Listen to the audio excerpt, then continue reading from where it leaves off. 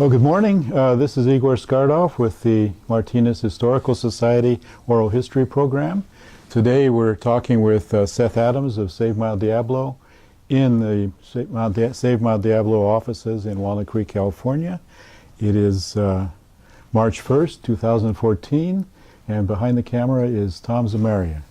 So thank you for having us, Seth. It's a pleasure to reconnect again and learn a little bit more about Save Mount Diablo and how oral history plays into this whole effort, and maybe what kinds of ideas we might have for young people to get engaged in this kind of work.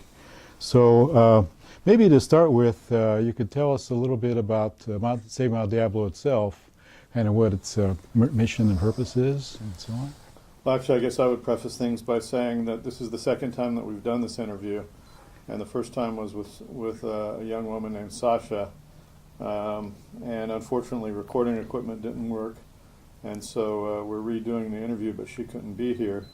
But the upshot of all of that is it's a Saturday morning. I'm not a morning person. The previous interview was in the afternoon, and I'm much more eloquent. And I'm sure that I'll be much less eloquent today on a Saturday morning. So, well, we'll definitely miss Sasha. She did help me with developing some of the questions, so we'll do our best to represent her point of view here. And with that handicap noted, Save Mount Diablo is a nonprofit organization that was created in 1971.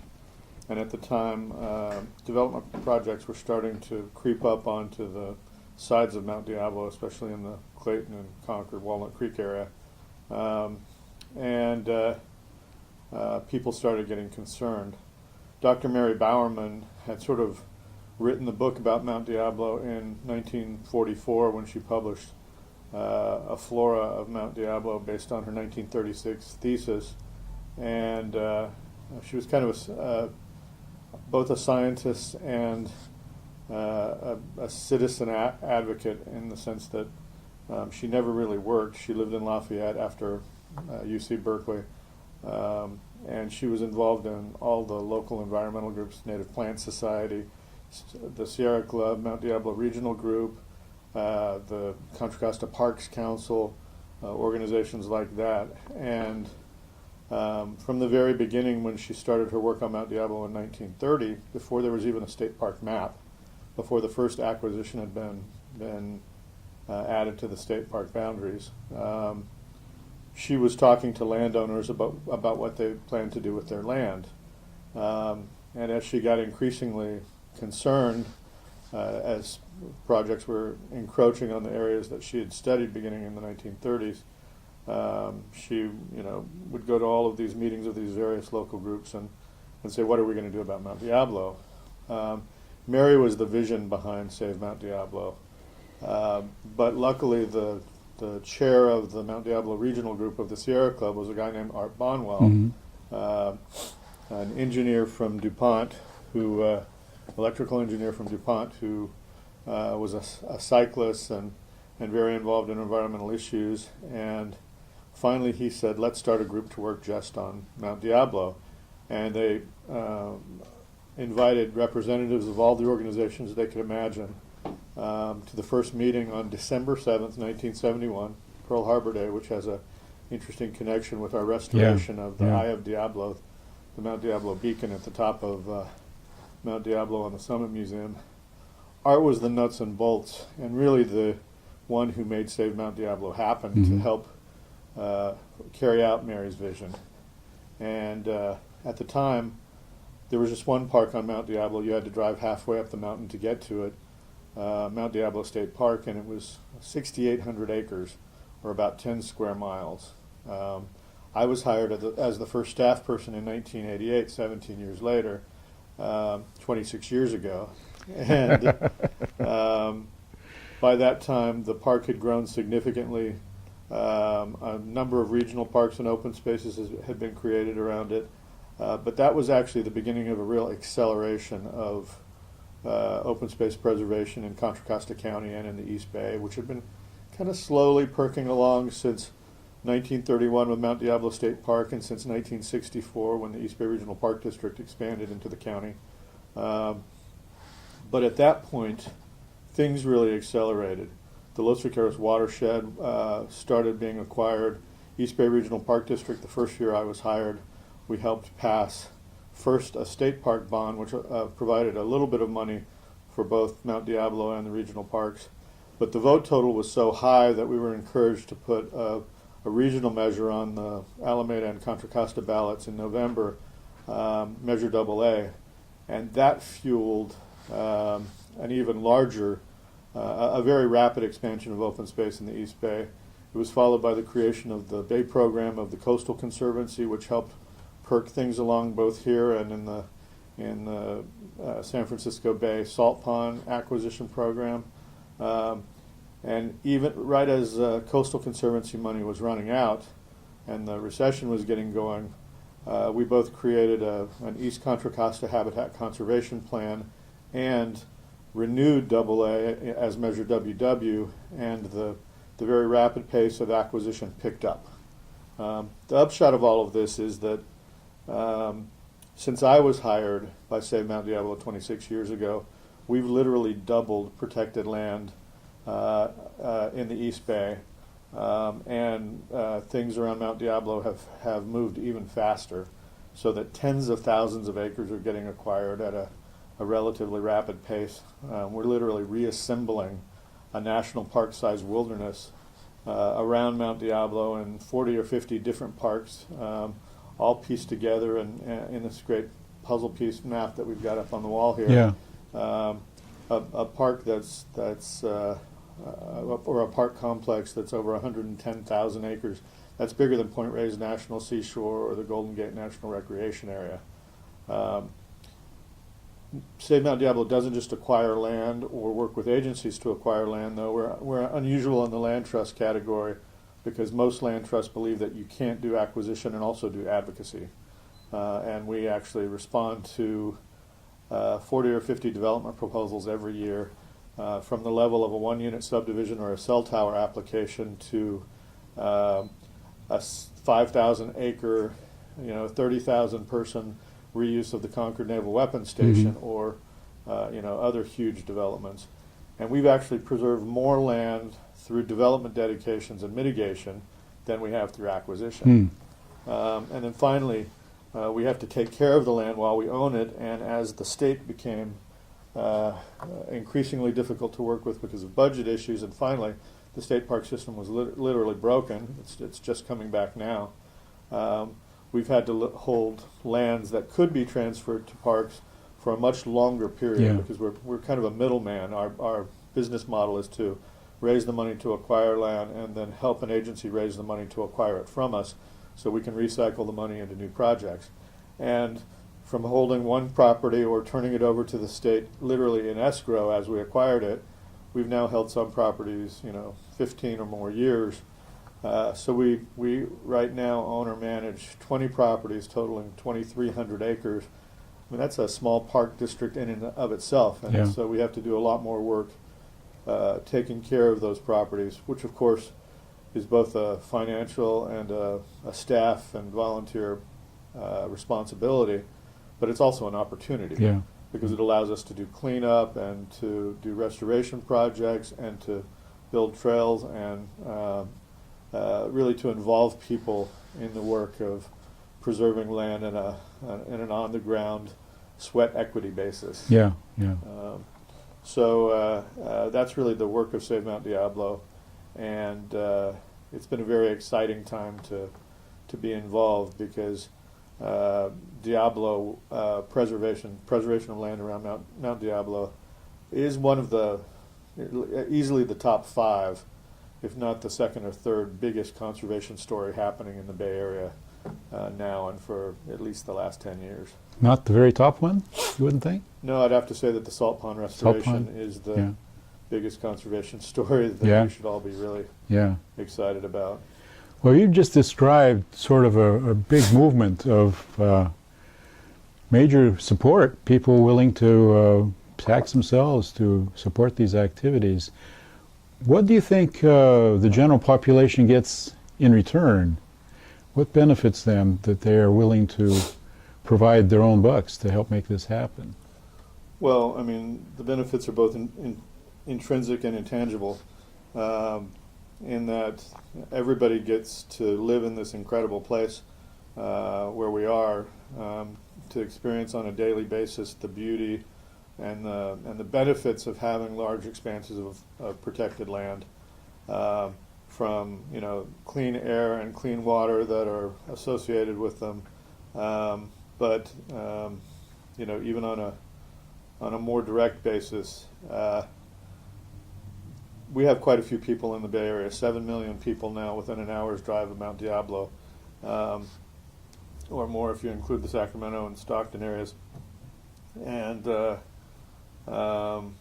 those open space lands are our backyard playground. They're the place where we can get away to balance the pressures of urban life with peace and tranquility. The intangible benefits, of course, are that we're not the only residents here. We've got tremendous wildlife populations. We've got a little video that we've done, and one of our donors says something really cool where she talks about she didn't realize the kind of wildlife that existed in the parks right around her house in Clayton. She's used to thinking about going to national parks to see things like that, and in the middle of an urban area here, we have most of the complement of wildlife that's been here for thousands of years, with a few exceptions. Grizzly bears, timber wolves, Pronghorn, I guess. well, no, there are pronghorn nearby here. Are there? Yeah, down in the Sunol area, and on the Central Valley side, increasingly. Tule elk we have in lots of different places. Mm-hmm. But the wildlife that's here is one of the drivers for me, even though people are the means to the end. So the big three issues that Save Mount Diablo kind of uses and is always sort of focused on are beauty, landscapes and views, wildlife, the biological and other resources here that we want to see preserved, and recreation, the opportunities to get people out that help form the basis for our support. And it's easy to focus on Mount Diablo and Mount Diablo State Park, but the reality is when I started, there were 6 or 7 regional parks that had been created around Mount Diablo, and there are another 7 on the books being created right now. So the other open spaces are actually much larger in size than Mount Diablo State Park, and equally significant. If you look at just one of the main corridors that I was working on when I was first acquired, between Mount Diablo State Park and what became the Los Vaqueros watershed, crossing Morgan Territory Regional Preserve, Mount Diablo State Park is this rising in elevation, 20,000 acre area, rising to a number of peaks. The Los Vaqueros watershed is this basin, again about 20,000 acres, Mm-hmm. dropping to a reservoir, with the Mount Morgan Territory Regional Preserve as the corridor. Imagine a barbell, Mm-hmm. 2 major parks on either end, with Morgan Territory stretching between them. But that analogy has sort of fallen apart now, because we've managed to connect in a huge donut of open space north from both of those areas, so that now we have a donut of about 70 miles in circumference of completely connected public lands, which are going to allow for tremendous recreational opportunities. It's again, it's an exciting time. I think we kind of came to a natural break there. You were talking about the value of open space and how it impacts our lives, and described some of the progress that's been made. And remember, the last thing I sort of picked up on was that we have this really large connected preserved land area. And connections, I guess, are really important to have the ability for the wildlife to migrate through those preserved areas. Sure, and it's sort of to step back a moment and answer the question again in a different way. There's a piece of writing by Wallace Stegner I really love, called The Wilderness Letter. which has been used in all kinds of ways, and it's the answer to people who are always saying, how much wilderness do the wilderness lovers want? Mm. You know, and it's this strange idea.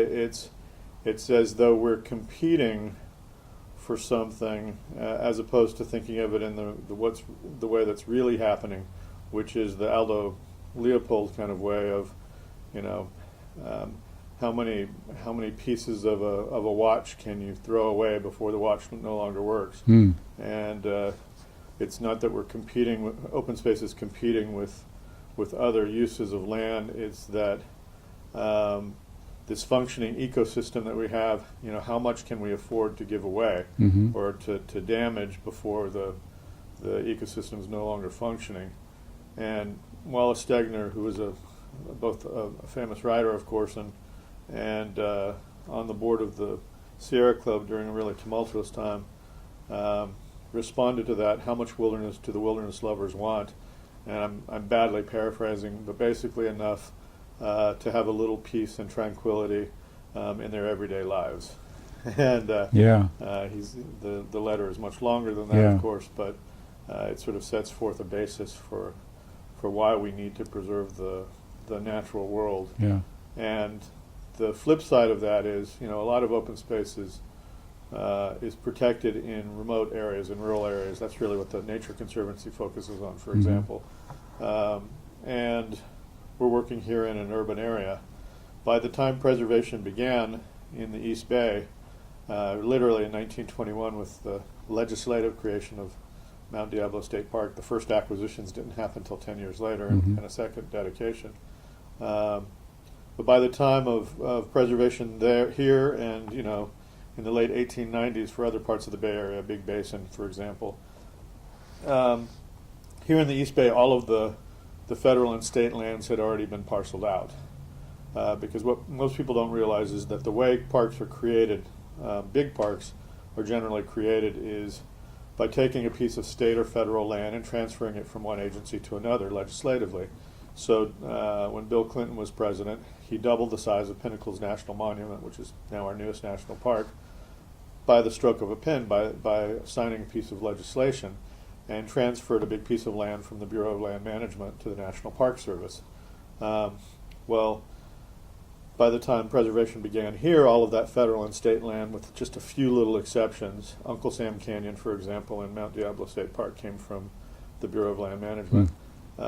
With just a few exceptions, that land had all been pieced out, parceled out, sold to as subsidies for railroads, to homesteaders, big Mexican ranchos, all those kinds of things. Every bit of land that's been preserved or added to parks has had to be purchased or fought over in some way. Even the Concord Naval Weapons Station, for example, was reassembled from private parcels after the Port Chicago explosion. And so this is a much more difficult preservation strategy, acquiring small parcels and reassembling them, than the legislative option that's available in some places, or the Nature Conservancy approach, which really functions on large parcels in remote areas where they're much cheaper. Land is much more expensive here. It's in smaller pieces. And when we say we're reassembling a national park-sized wilderness, and you look at our map, it looks like a puzzle. It looks like a puzzle with lots of missing pieces, and we're gradually filling them in, connecting them. And the way that Save Mount Diablo was first focused at a time when conservation biology was much younger, Mary Bowerman's flora covered an area that was assigned to her by a professor at the time, a guy named Mason, but later her professor was the famed botanist. She was the last living student of the most famous California botanist, Willis Lynn Jepson. But she was a graduate student. She didn't know anything about Mount Diablo, and she was assigned an area appropriate in size to do a botanical flora about. Graduate students were generally assigned a peak because there's lots of interesting botany on peaks as soils get thinner, etc. She was assigned Mount Diablo because she was the only graduate student who had a car and could travel that far to do her work. And throughout her life, she was really focused on the peaks of Mount Diablo.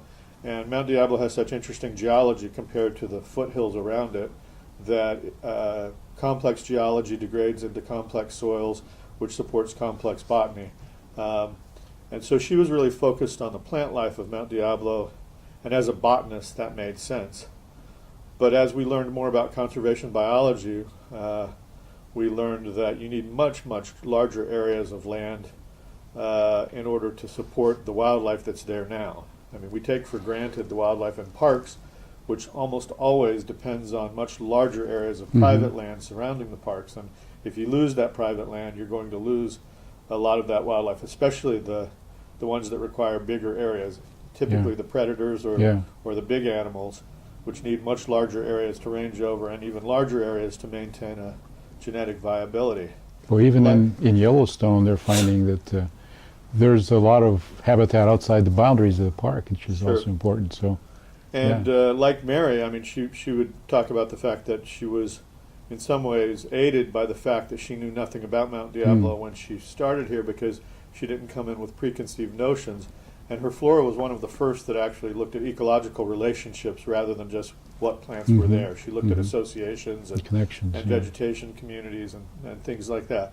Well, similarly, when I was hired by Save Mount Diablo, I didn't know much about Mount Diablo, and I was a biologist. I was really focused on biology in all forms, but especially wildlife.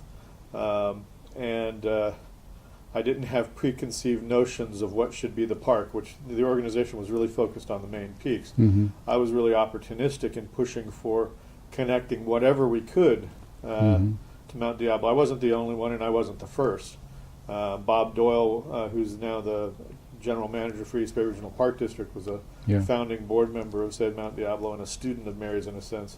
And he certainly knew about wildlife and wildlife connections and corridors between parks. But I was particularly ambitious. They had some sort of well-defined goals like connecting to Morgan Territory, but had no interest in connecting to black diamond mines, which geologically speaking is much more similar to Mount Diablo than Morgan Territory. So from the very beginning, I was really opportunistic in, if there's any open space anywhere near Mount Diablo, we should be involved in the issues there in order to try and connect them. And in any project, we should be trying to preserve as much land as possible to get additional bites of the apple. And in terms of development advocacy work, you can sometimes argue that mitigation lands are at the cost of the lands that get developed. And that's true, but the reality is like I said, we've preserved far more land through mitigation than through acquisition. They're two good complements. We've built power by working in the land use arena in a huge way, as well as influence, which has allowed us to preserve bigger and bigger things, both in the land use issues arena, specific development projects, and in the policy arena, creating things like urban limit lines, et cetera, so that we've had a bigger and a bigger impact on what happens, not just around Mount Diablo, but in Contra Costa and the whole East Bay, and we're now working more on at the state level as well. All of this is to say that we've gotten to the point now where we've not just created corridors between these big parks like Los Vaqueros and Mount Diablo, or this list of 13 or 14 open and being created regional parks, lots of different city open spaces, etc. But we've gotten to the point where we've created this donut, as I've said, where we're literally consolidating all those parks into a single mass of protected lands. And we're not just looking at that with some sort of finite goal. Mount Diablo is the namesake peak of the Diablo Range, which stretches 150 miles south, and arguably I can talk about the ways that Corral Hollow and Cedar Mountain and Henry Coe and Mount Hamilton are similar to Mount Diablo. If we really want to protect the resources of Mount Diablo, we need to make sure it's never cut off from the rest of the northern Diablo Range, or even continue further south. And we're getting pretty esoteric here compared to the first interview with Sasha, but this is pretty exciting to me, which is we're sort of in the lead, along with a number of other organizations in a few other places, a very few other places, because you think to yourself that the environmental community is really robust, and up in Sacramento they're up there protecting us, and in Washington, and we were just working on last year on there was a really serious attempt to dismantle the California Environmental Quality Act, which is at the foundation of a lot of our ability to affect projects. And we were so concerned about it that we got involved and started working with statewide organizations to defend the California Environmental Quality Act, or CEQA as it's called. And what we found is, especially because of the recession, a lot of the organizations that we used to think of as powerful were down. The Planning and Conservation League was down from 17 staff to 4. They had been the original proponents of the California Environmental Quality Act. The environmental defense that we depend on from paid environmentalists is really paper thin up in Sacramento, and just our efforts made a huge difference. The upshot of that is there have been a number of major conservation stories in California that anybody with a little bit of knowledge of history can point to. The redwoods, for example, John Muir in the national parks in the Sierra, the coast, protecting the coast, and more recently protecting the deserts. In my mind, the next big conservation story in California is really about the intercoast ranges. There's been a lot of protection of land along the coast itself, but the intercoast ranges facing into the Central Valley are where tremendous pressure is starting to build from development in the Sacramento and San Joaquin valleys, and there's going to be just a huge push for preservation of land in the intercoast ranges. The Diablo Range is the southern part of that, and while there's a fair bit of federal land or state land already preserved in some form in the northern intercoast ranges, there's almost no public land in the Diablo Range until you get down to Carrizo Plain. We've got Del Val, we've got Henrico, we've got Carrizo Plain, and a lot of that land is in private hands. It's going to take a completely different model of work to protect that land. Somewhere along the lines of what the Rangeland Trust does, for example, is going to be dealing with a whole bunch of private cattle grazers, ranchers, for example. But that's one of the exciting things, and Save Mount Diablo's projects have always been less about step by step than by picking out something that becomes an example of a whole bunch of other things around it. We don't. If you look at the way a state agency or a park agency works, they're generally focused on the next property adjacent to the park, or maybe the couple of parcels in between two parks. Our very first acquisition in 1976, we had been an advocacy organization before that. The whole idea was that Mount Diablo wasn't getting its fair share of state bonds, and so the founders wanted to lobby in Sacramento to make sure that it did get its share of state funding. But 5 years in, they decided that if they actually raised money and acquired parcels too, they would have more credibility. And they bought what's called the corner piece at the corner of Morgan Territory and Marsh Creek Roads. Nice piece of property, but the really great thing about it was literally 4 miles away from the state park boundary, with North Peak in between, literally a mountain away from the state park. And what they were gambling on was that they would be able to get the state park expanded to include North Peak and 4 miles outward to connect with this property. I mean, that was a pretty great visionary move at that point. And along the lines of how much wilderness do the wilderness lovers want, there were, the organization would frequently have meetings with legislators to talk about funding. And Senator Nedgedly, who helped in a lot of open space battles and sponsored a number of open space bonds, he worked with Hewlett Hornbeck to expand the East Bay Regional Park District in 1964 into Contra Costa County, for example. There's a famous meeting where Mary and the senator are talking, and they've got a big map of the county, and they're talking about the ultimate goals of Save Mount Diablo, which at that point didn't go east of Morgan Territory Road or north of Marsh Creek Road, really focused on the main peaks. And the senator was putting his hand on the map, and he says, "Okay, Mary, where do you want the boundaries of the park to be?" And he put his hand out, a little to the east of the mountain, and she said, "Well, a little bit farther." And he put his hand further out, and she said, "A little bit farther." And when he got to the delta, she said, "That's about right." Yeah.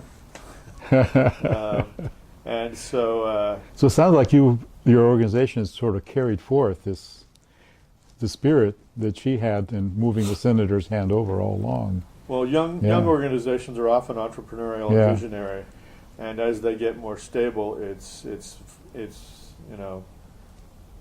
generally true that they become more conservative.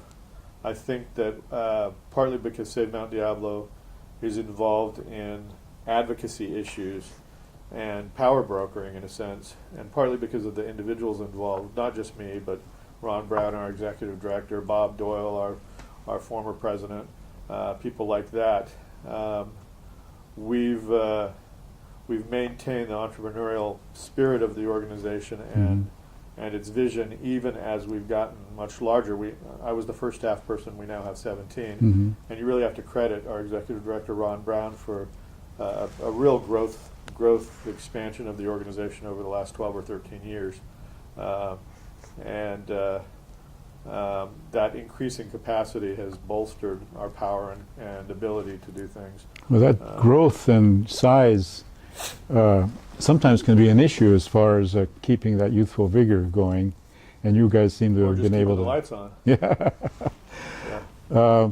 You mentioned a couple of things that triggered something in my mind. You mentioned a couple of times power, and being basically you're in there playing with the big guys now, Right. and that's got to be both exhilarating and sometimes scary, I would suspect.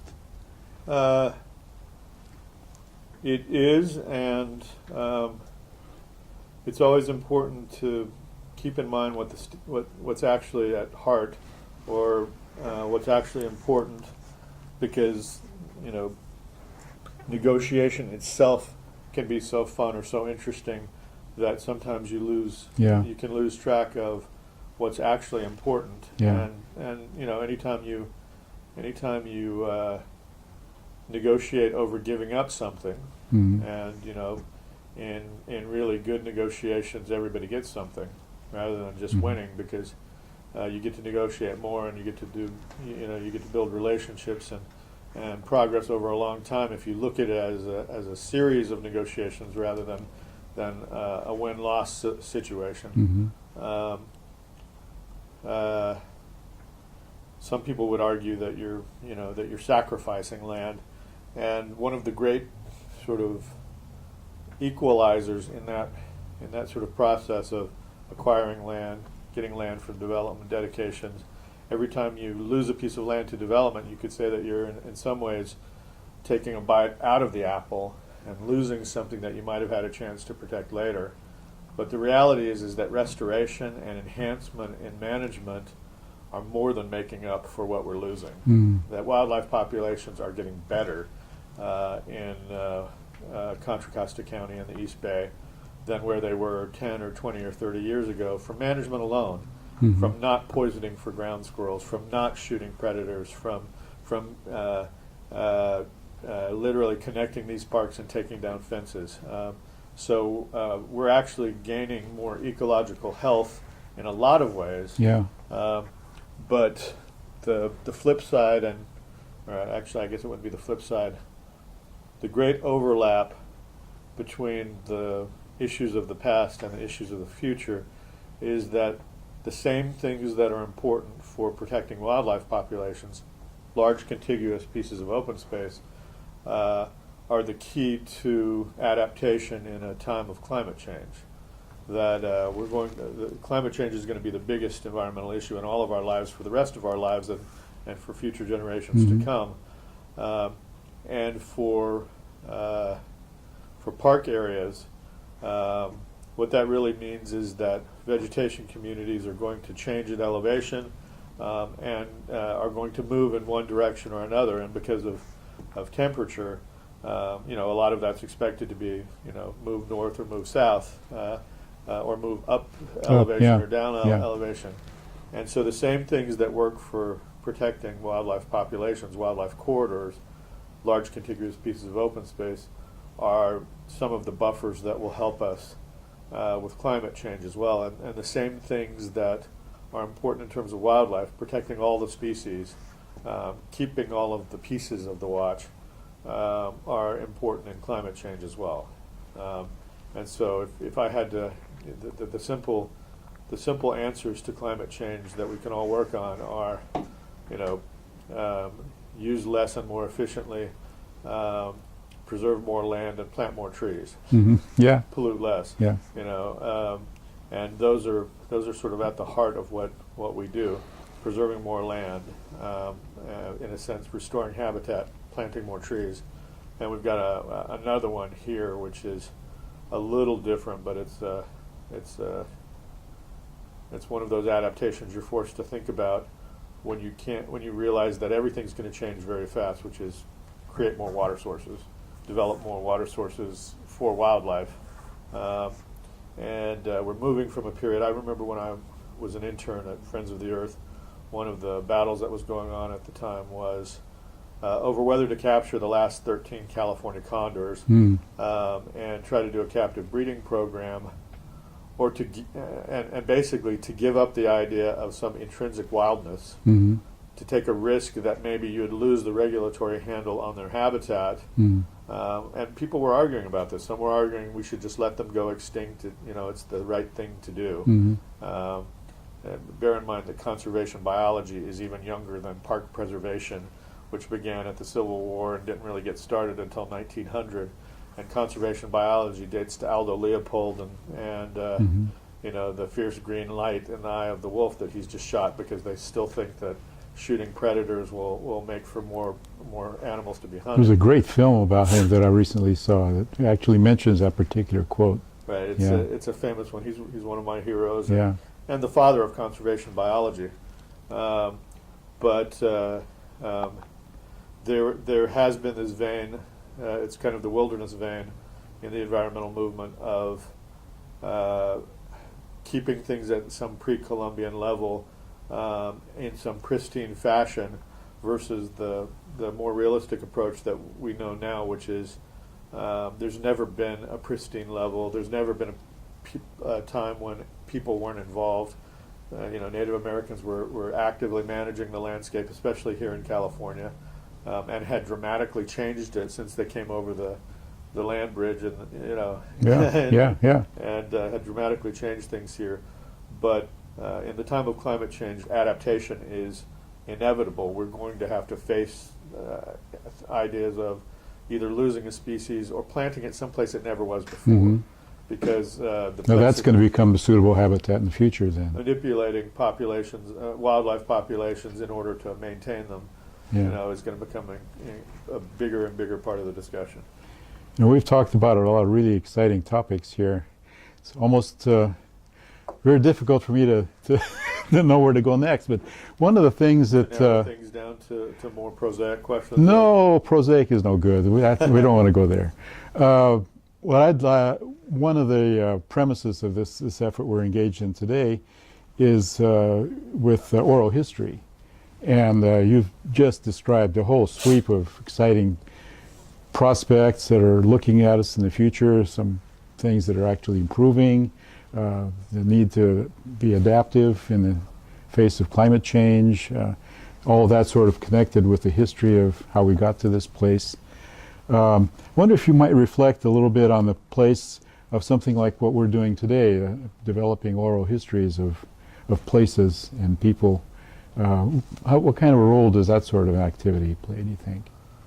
Well, this is going to be kind of a long-winded answer to a brief question. What role does oral history play? What role does history play in environment, for example? And there are different ways that you can develop an appreciation for the environment, and I've described a couple of them. But to sort of recap, people develop an appreciation for the environment because it's beautiful. because they're interested in the things that are found there, like bugs and snakes, or because they like to hang out there, they like to recreate there. Those are the most obvious ways, and I was the bugs and snakes guy, growing up collecting everything around me. And when I first started doing environmental work, I was interested in endangered species for, in huge ways. I grew up drawing maps, especially of islands, which were literally island zoos that I would populate with lists of species that I would make. And my hero was a guy named Gerald Durrell, whose brother Lawrence Durrell is the famous novelist. Gerald Durrell collected animals for zoos and then later created his own zoo on the Isle of Jersey for the breeding of endangered species. And so I was either going to own a zoo or be an environmentalist, because my other heroes were people like Rachel Carson and David Brower and Aldo Leopold and John Muir. And from a very early age, the gifts that I wanted were books about nature and wildlife. And I still remember the National Geographic book that I got when I was about 10 about endangered species, which really informed my life. I was 11 or 12 when I was writing letters to the U.S. Fish and Wildlife Service about how to save the desert pupfish, and it's a blend of my kind of zoo interests. Those little guys that are left in the remnants of that big lake that used to be out there. Of hot springs in various places. Yeah. I had a scheme for how we were going to save them, and someone at U.S. Fish and Wildlife Service actually wrote back to me and explained their program, etc. But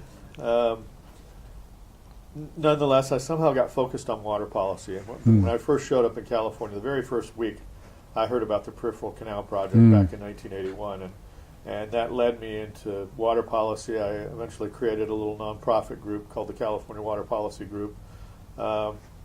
And met a guy named Bob Walker. I was fighting the Los Vaqueros Project, one of the few people who actually knew about it or cared about it, and fighting the Los Vaqueros Project out here in Contra Costa through the Peripheral Canal Project and Los Vaqueros.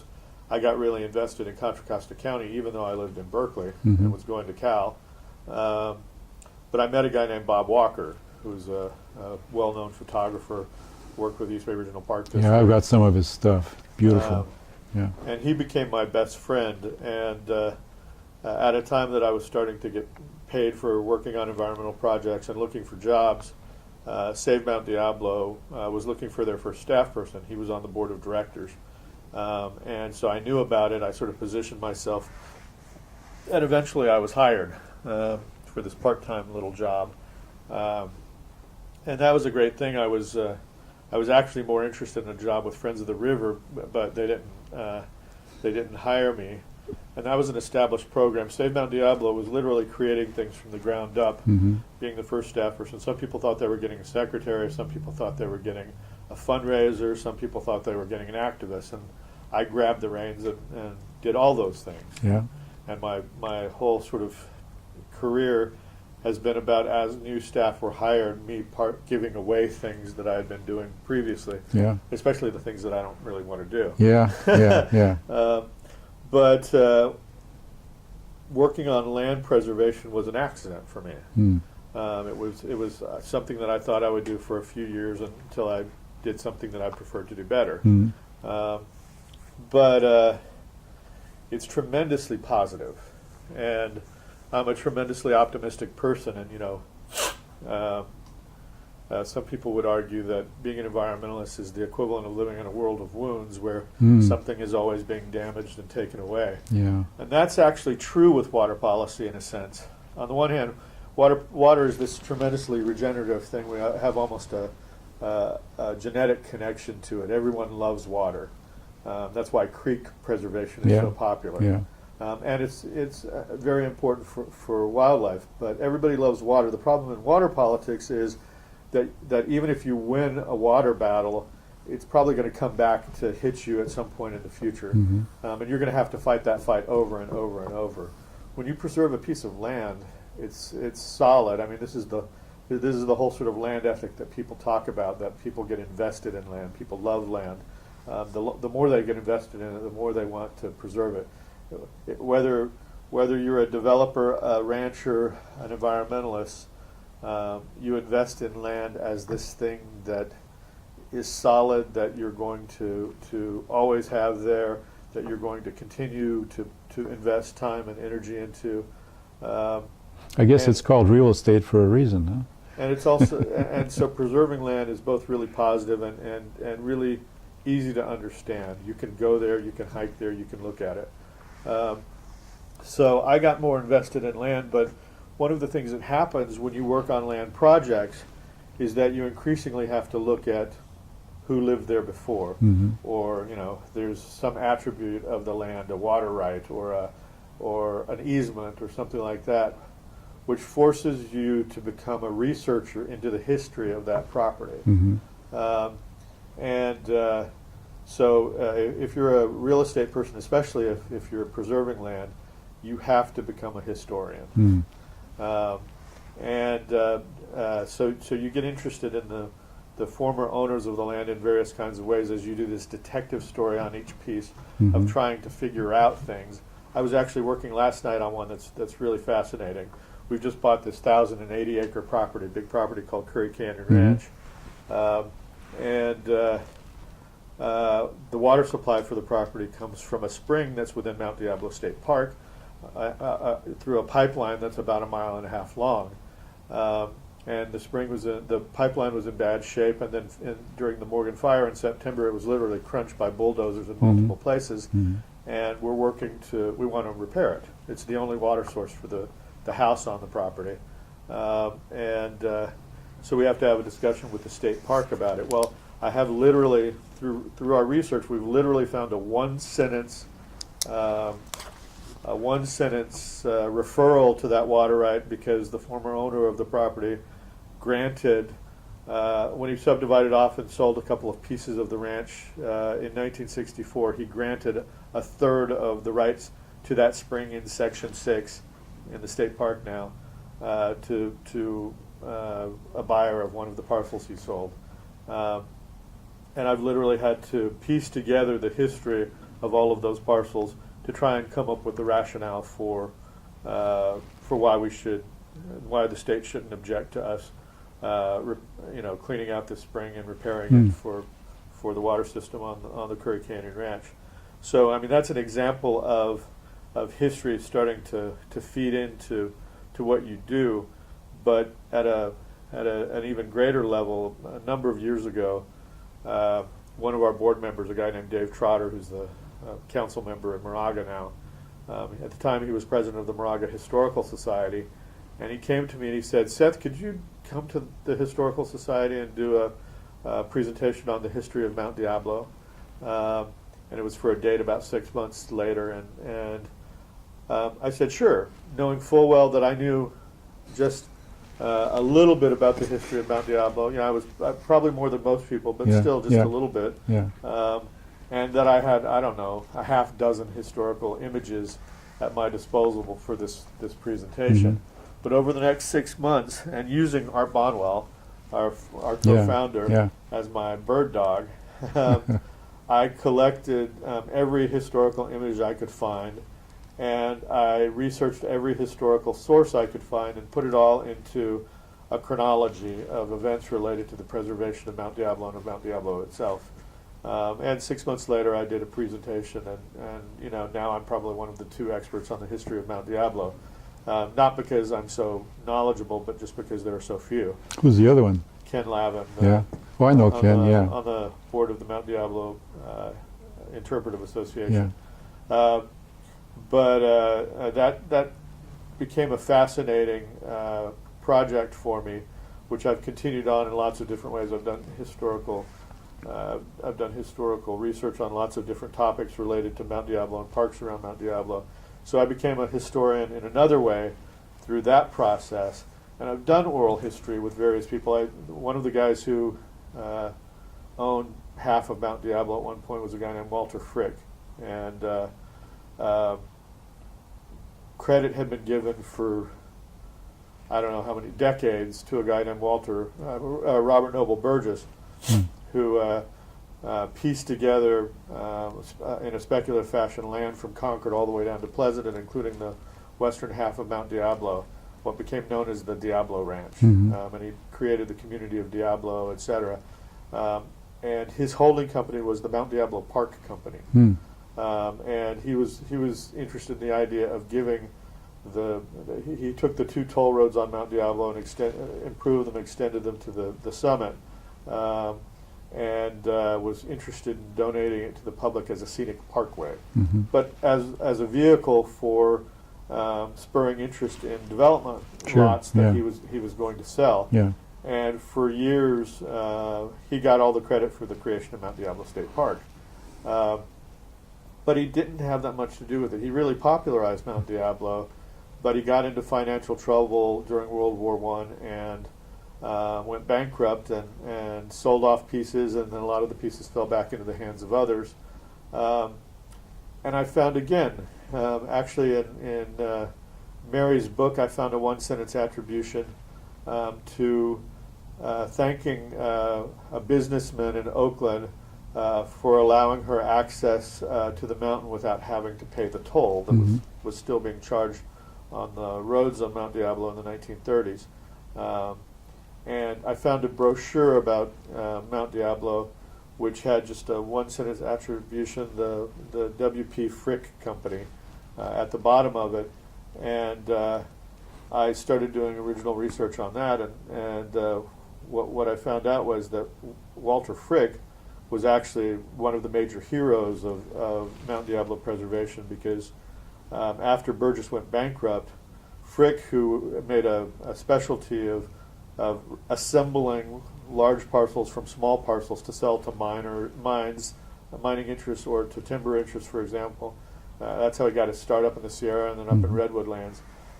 He was a land speculator like Burgess, but he actually reassembled the lands on the western face of Mount Diablo after Burgess went bankrupt, and hired a Nevada newspaper editor, Wells Drury, who at that time had become the head of the Berkeley Chamber of Commerce, to be his publicist to popularize Mount Diablo.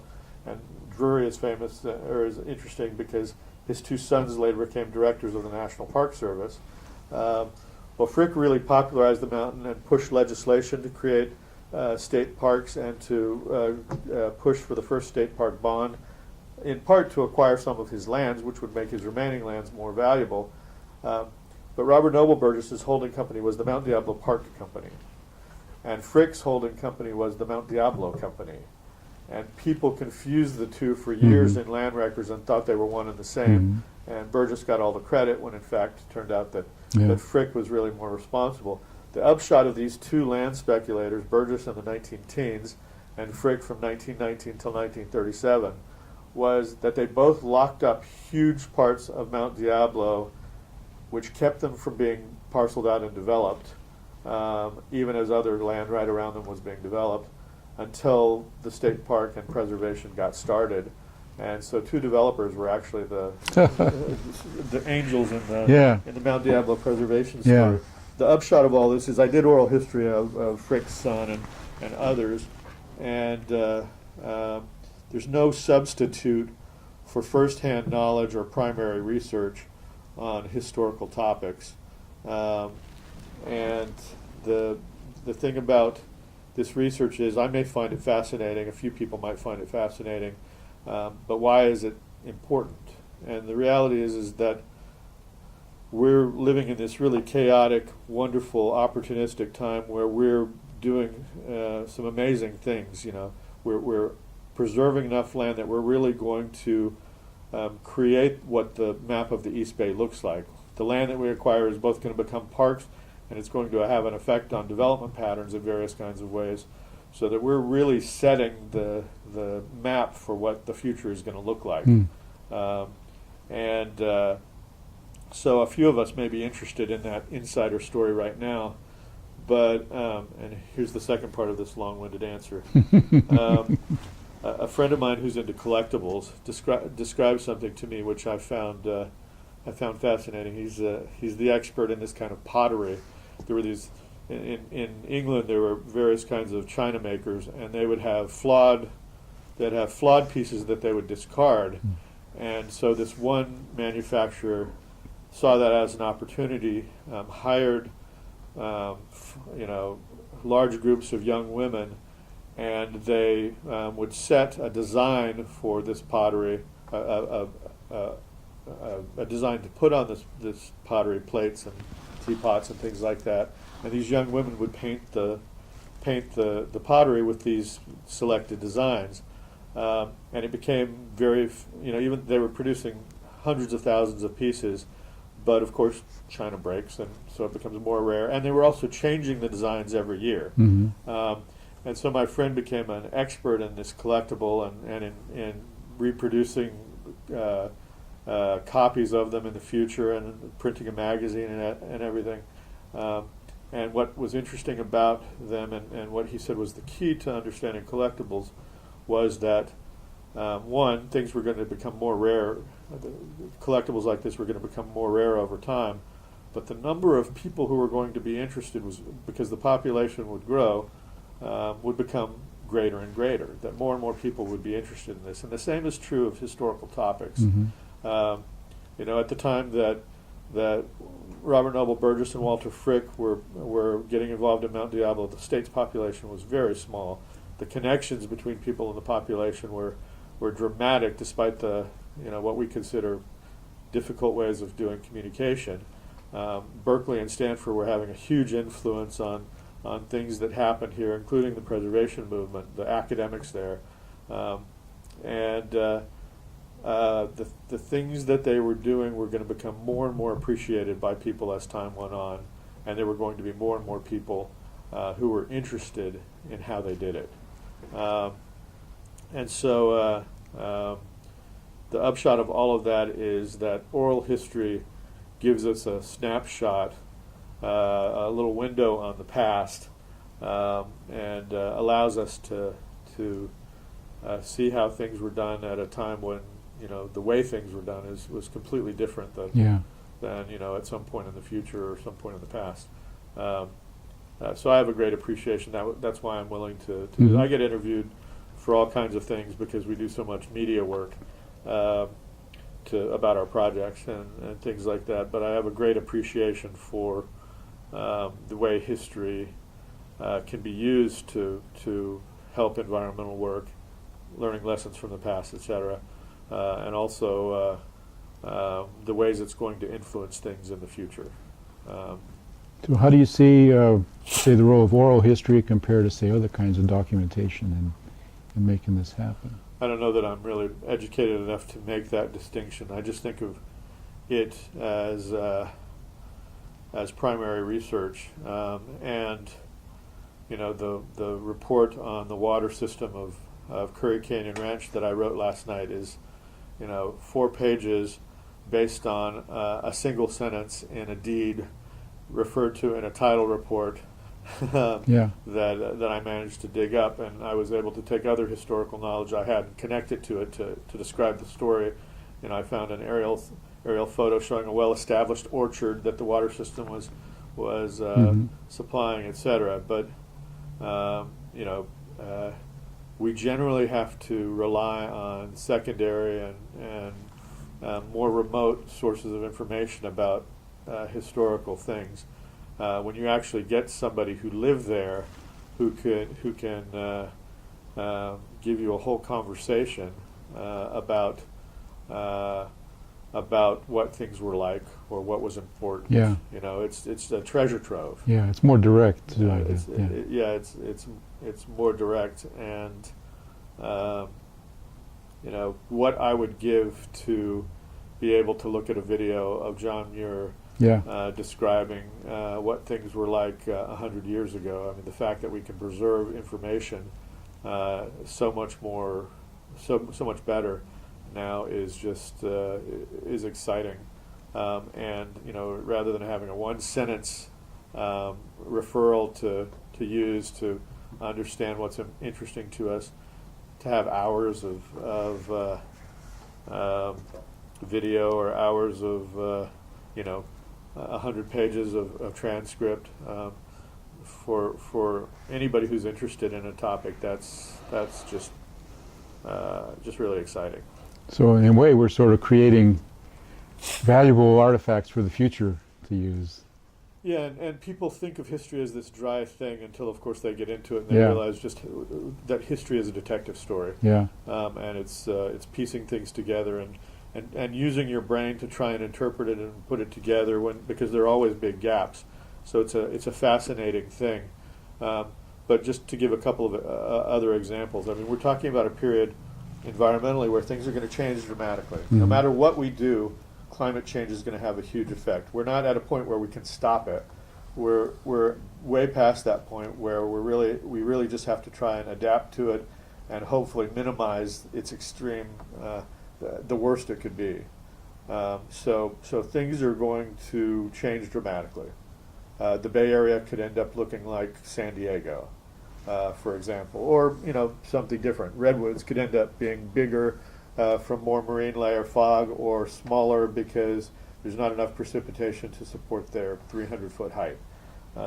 The environment we live in could change dramatically, and that's happened a lot in the past. I mean, Mount Diablo has got so much botanical diversity because at times this area has looked like the Mojave Desert or the Big Basin, and at times a Great Basin, and at times it's looked like the Pacific Northwest. And as those climates changed to other climates, some of those species that moved down or up into this area stayed. They adapted to canyons, they speciated into new species, etc. So climate changes happen lots of times here before, but never this fast. And so this is going to be really dramatic. A lot of what we know about the Sierra, for example, about Sierra wildlife, is based on research surveys done by a guy named Grinnell, who did big transects and said what was there. He took snapshots, in writing of what was there. And we do bioblitzes on our property where we do 24-hour snapshots of all the biodiversity we can find there. And we're collecting data in all kinds of various ways that's going to end up being the historical treasure trove from a biological standpoint of what was here now for somebody looking at this area in the future. There's another thing that we do here, partly because I've gotten so involved in history, it's become a vein of what saved Mount Diablo.